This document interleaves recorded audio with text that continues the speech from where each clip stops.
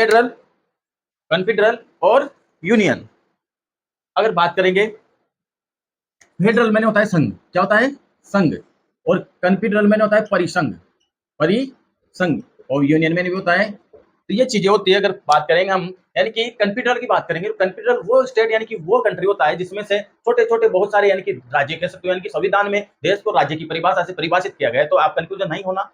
तो छोटे छोटे देश मिलकर यानी कि बड़ा देश, जैसे यूएसए, 4 देशों का समूह, पहले यूएसएसआर था जो रूस ने एक यूनियन बनाई थी, तो वो आसानी से यानी कि टूट सकते हैं, यानी कि जो परिसंघ में होते हैं टूट सकते हैं। और फेडरल उसी का एक थोड़ा अगर आगे का भाग मान सकते हो, लेकिन इसमें आसानी से राज्य नहीं टूट सकते।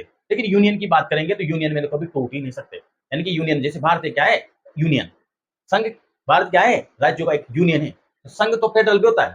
तो भारत राज्यों का, इस बात को आप याद रखना, नहीं तो बहुत सारे वर्ड एग्जामिनर अंग्रेजी भी दे देता है। तो ये देने के बाद में ये कंफ्यूजन मत होना कि फेडरल में भी संघ होता है। तो भारत राज्यों का क्या है यूनियन। तो इसमें 28 राज्य और 8 केंद्र शासित प्रदेश है, यानी कि भारत में क्या है। तो पहले अनुच्छेद के आर्टिकल की बात करेंगे तो यानी कि संघ एवं राज्य सेक्टर पहले के बात है। दूसरे की बात करेंगे हम, दूसरे में क्या है, यानी कि संसद, यानी कि बात करेंगे संसद यानी कि पार्लियामेंट। इंडियन पार्लियामेंट क्या कर सकती है, यानी कि विदेशी राज्यों को क्या कर सकती है, भारत में मिला सकती है।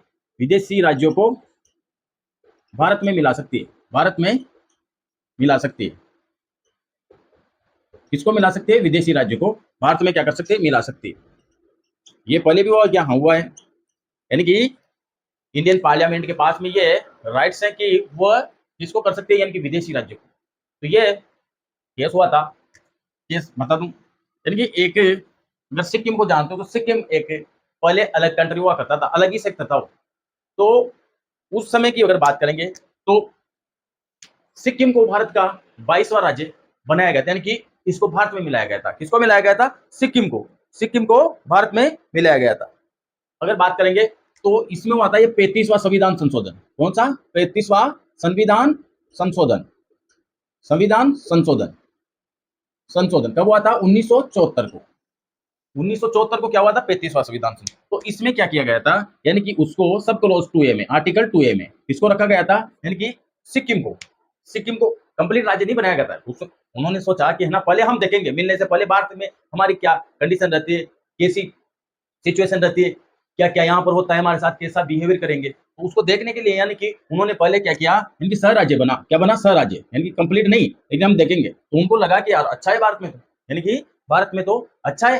तो यानी कि इसी के बाद में 36वां संविधान संशोधन, 36वां संविधान संशोधन कब हुआ, 1975 को, 1975 को।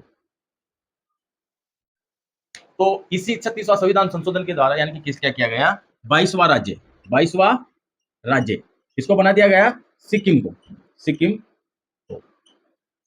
तो इसके ये पहले भारत में नहीं था, तो ये विदेशी राज्य था, यानी कि कह सकते हो। तो भारत में कब मिलाया गया, 1975 को, कह सकते हो 16 मई 1975 को।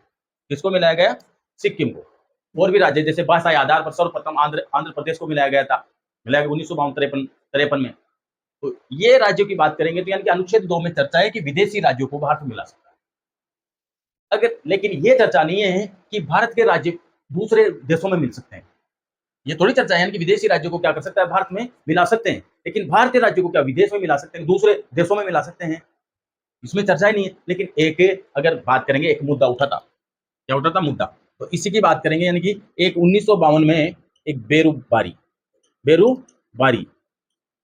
मामला था, बेरूबारी का था मामला, ये उठा था। बेरूबारी पड़ता है पश्चिम बंगाल में। अगर बात करोगे तो ऐसे, अगर भारत के में तो ये